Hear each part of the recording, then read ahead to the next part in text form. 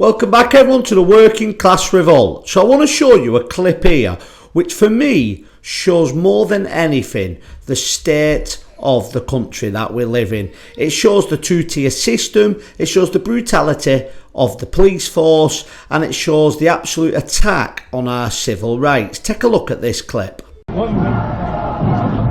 I've told you, if you continue to walk back into the procession, you'll be prevented from doing so to prevent offences occurring. Yeah, but you only arrest on offence.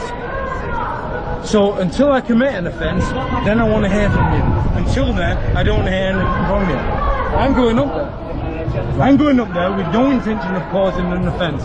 When I do, I expect to see that yellow high-vis vest. Right. But until then, I will go up there, I'll exercise my free speech, I'll tell people that what they're doing is not acceptable on the streets of my city, on my people, and that's what I'll do. You can see on that clip there's some type of protest going on. I think it's in relation to a hotel for migrants and about raising the colours. And this gentleman, who seems very polite, very well spoken, is simply trying to join the protest. Where the police tell him that we've told you, if you go to that protest, if you walk in that direction, you will be arrested. Now, he came back very, very calmly and described to the police, and he was 100% correct, that the police cannot arrest somebody for not committing a crime. For simply walking over to a peaceful protest, they would arrest him. Now, it'd be interesting if anybody in the comment section can upload a carry-on clip to this to see what actually happened as he carried on walking. But we're seeing this time and time again, and this is what's brought a rise to the two-tier policing, the two-tier justice and two-tier Kia that we've seen since last July.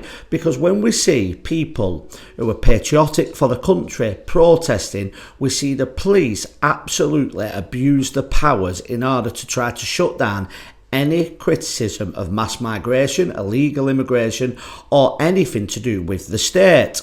And in other occasions where we've seen protests going on with ethnic minorities, we haven't seen the police act in the same way. In fact, we've seen on some occasions them even turn around and run off. Now, this isn't an attack on migrants or anybody but the police. The police are there to uphold the law, they're there to keep the peace.